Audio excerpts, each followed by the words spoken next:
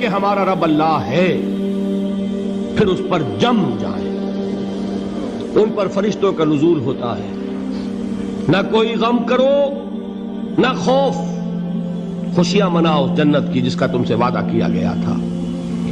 اللہ کی ربوبیت پر اطمینان جب انسان کو ہو جاتا، میرا رب اللہ ہے، ربی اللہ، انسان کے لیے نہ کوئی کھٹکا، نہ کوئی خطرہ، نہ کوئی خوف، نہ کوئی حزن.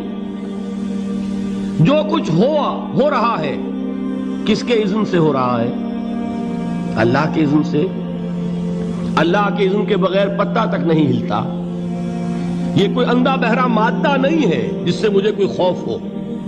اندھا بھینسا چلا آ رہا ہو اس سے تو ڈرنے کا ہر انسان کو ڈرنا چاہیے، نہ معلوم کس کو ٹکر مار دے.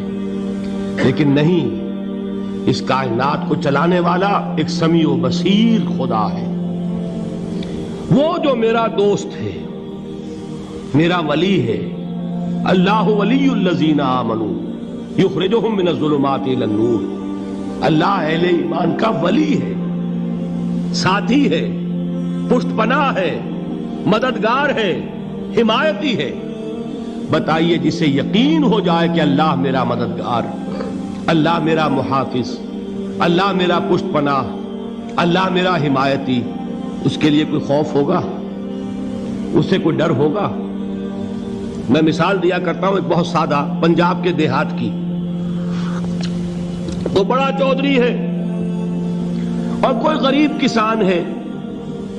اس غریب کسان کے جانوروں کو ہر وقت اندیشہ ہوگا چوری کا.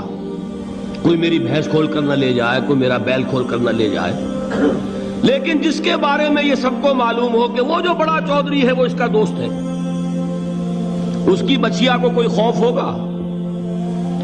اس کی بھینس پر کوئی ہاتھ ڈالے گا؟ اسے کوئی اندیشہ ہوگا؟ نہیں. کیوں؟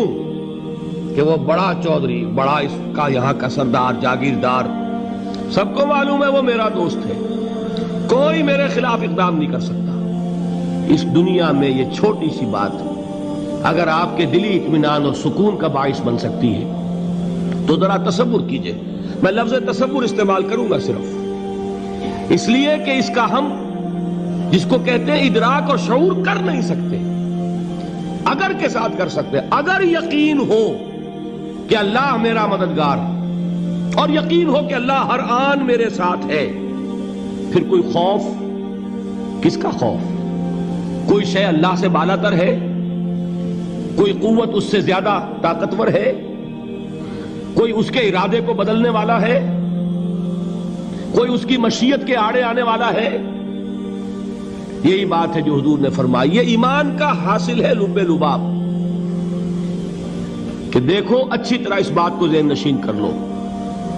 اگر تمام انسان مل کر تمہیں کوئی نقصان پہنچانا چاہے نہیں پہنچا سکتے مگر جو کچھ اللہ نے لکھ دیا ہو، اور تمام انسان مل کر تمہیں کوئی نفع پہنچانا چاہے نہیں پہنچا سکتے مگر وہ شے جو اللہ نے طے کر دی. آپ پھر میں کہوں گا ذرا طاری کیجئے، اسے فرض کیجئے، اسے سوچئے. اگر اس حدیث پر ہمارا دل ٹھکا ہوا ہو تو کسی سے ڈر ہوگا؟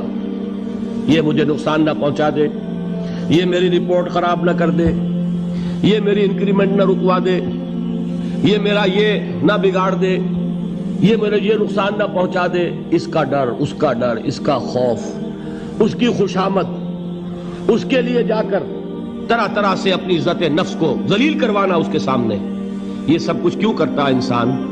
جب سمجھتا ہے کہ اس کے ہاتھ میں میرا کوئی نفع ہے، اس کے ہاتھ میں میرے لیے کوئی ضرر ہے، یہ مجھے کوئی غضب پہنچا سکتا ہے، یہ مجھے کوئی نقصان پہنچا سکتا ہے، یہ میرا کوئی کام بنا سکتا ہے، یہ میری کوئی ضرورت پوری کر سکتا ہے. اسی کا نام شرک ہے. جہاں آپ نے یہ سمجھا کہ غیر اللہ کے اندر کوئی طاقت موجود ہے وہی شرک ہے. بتوں سے تجھ کو امیدیں، خدا سے نومیدی، مجھے بتا تو صحیح اور کافری کیا ہے. شرک تو یہ ہے جس پر بھی تمہیں یہ خیال ہے. کلمہ ہے یہ کلمہ سوم، لا حول ولا قوت الا باللہ. ذرا اس پر دل کو کبھی اگر آپ تصور کریں، پھر فرض کریں، دل ٹھک جائے اس پر، کوئی طاقت نہیں. یہی بات تھی جو شیخ عبد القادر جیلانی رحمۃ اللہ علیہ نے اپنی وصیت میں اپنے بچے سے کہی. 11ویں دینے والے ہیں، لیکن حضرت شیخ عبد القادر جیلانی کی وصیت اور تعلیمات کو کتنے لوگ ہیں کہ جانتے ہو؟ یہ جن مقامات تک پہنچے ہیں وہ کس چیز کی بدولت پہنچے؟